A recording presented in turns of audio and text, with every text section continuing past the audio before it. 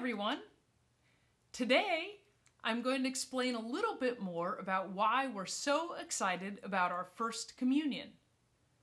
So I wanted all of you to understand a little bit about why we do this the way that we do.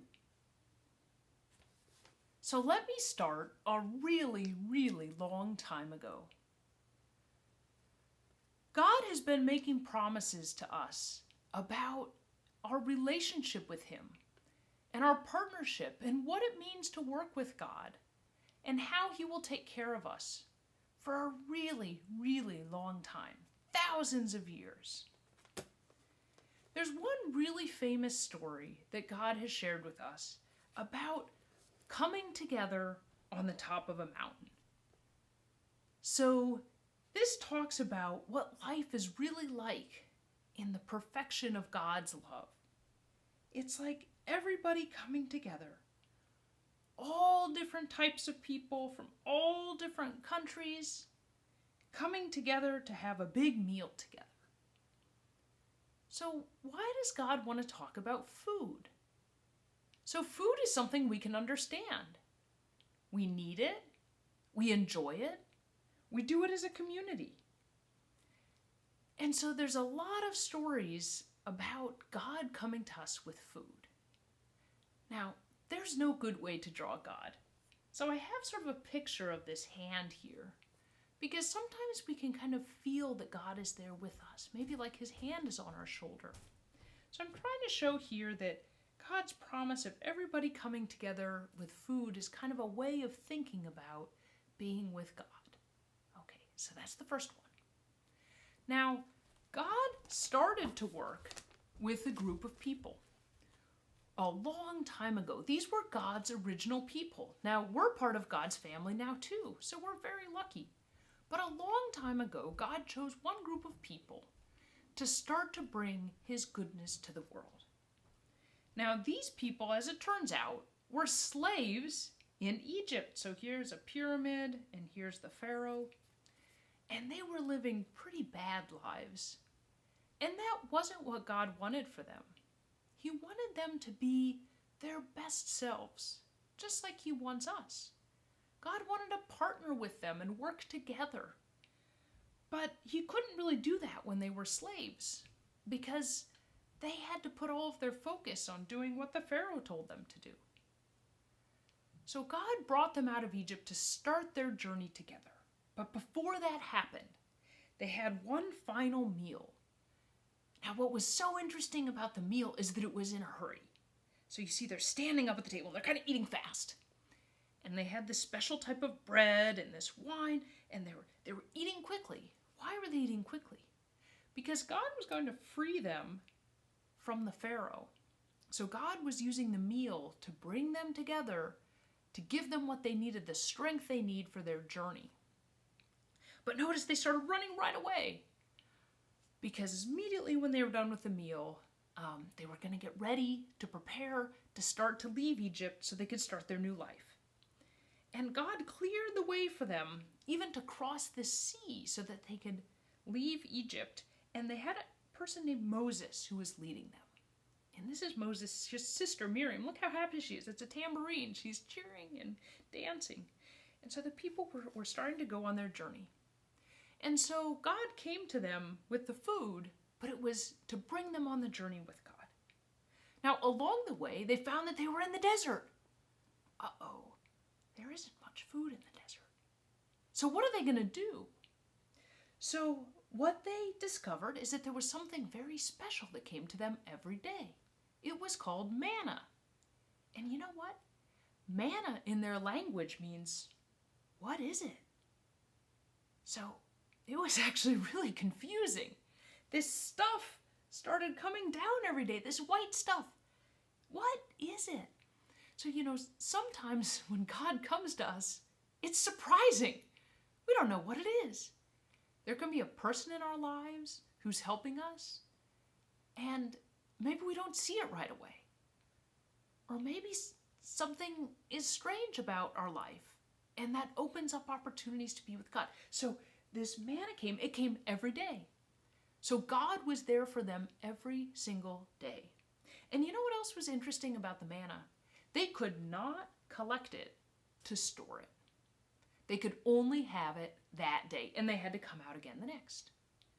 And so what God was teaching them was that they can't just store this up and depend on themselves and say, oh, I've got my storage, I don't need God.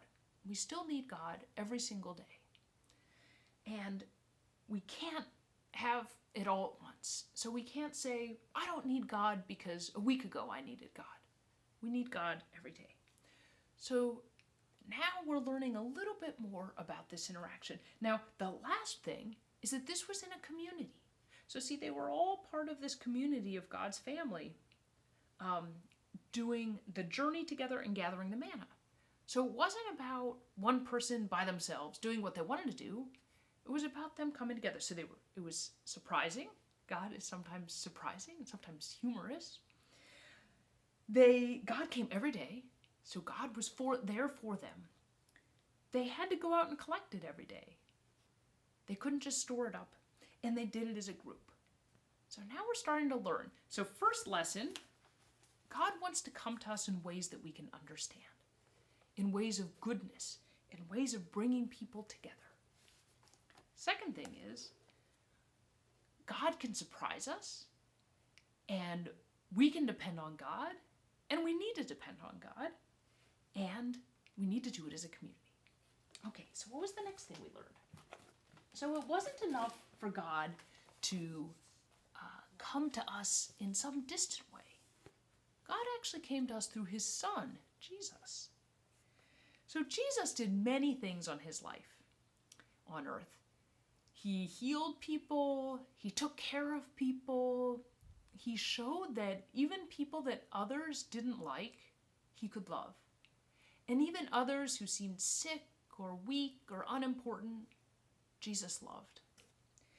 And so right before Jesus ended his life on earth, he had a Last Supper with all of his disciples. And at that supper, they were all gathered around the table. And the interesting thing is that God's people, after the time of being rescued out of Egypt, every year they celebrated this meal together. It was called Passover, so that they could remember that God was there for them. So Jesus happened to be celebrating that meal with his friends. And so they had the special bread to remember and the special wine to remember. But Jesus made a really special statement. He said something really interesting to the people around him. He said, "Take this bread and eat it. It's my body given up for you." What does that mean? And then he said, "Drink this wine. It's the blood of the new covenant." Wow, what in the world does that mean? So what Jesus meant is that when we come together like this and eat the bread and drink the wine, he's right there with us. So maybe he ended his life on earth, but he never left us. So when we all come together, Jesus promises us that he'll be there. He came to the world so that we could experience God in person and really understand and really see all of the goodness. And he promises that when we come together to remember him, he's right there with us. Okay, so the last part. So hopefully this looks familiar. I tried to draw some of the parts of what we have at St. Joe's Church. So this is communion, and here's the priest with the bread, and here's a person receiving communion, and here's the table, and this is the book of prayers, and this is the water and the wine, and the chairs where they sit, and this is the tabernacle where we store the bread, and we recognize that Jesus is there, and then here's the crucifix. So again, we're remembering that Jesus came for us. He came as his body so we could experience God in person. And his blood, his suffering, so that we could learn from him how we always depend on God. And now, when we take communion, Jesus promises to be right there. It's just like with his disciples. So this is what's very exciting and special about communion. All of you are going to get to experience this, where Jesus is right there with you. But now remember, you're not done. So just like with God's original people, they weren't done after they ate the meal. They ate the meal and they went on their journey with God. So it's the same thing with us. After we take communion, we go on our journey with God and we do things. So for example, here after he's had communion, now he's sharing a meal with a neighbor. And so we have the food for the journey so that we can go and do God's work in the world. So remember, God wants us to experience him and to be his partner. And to be his partner, we need to now bring God into the world. Jesus is with us in communion so that we can bring Jesus to the rest of the world. So I hope all of you are really excited about your first communion. It's going to be very special, but it's the beginning of the journey. So once you begin on the journey, just like with the manna, we go to experience God every single day.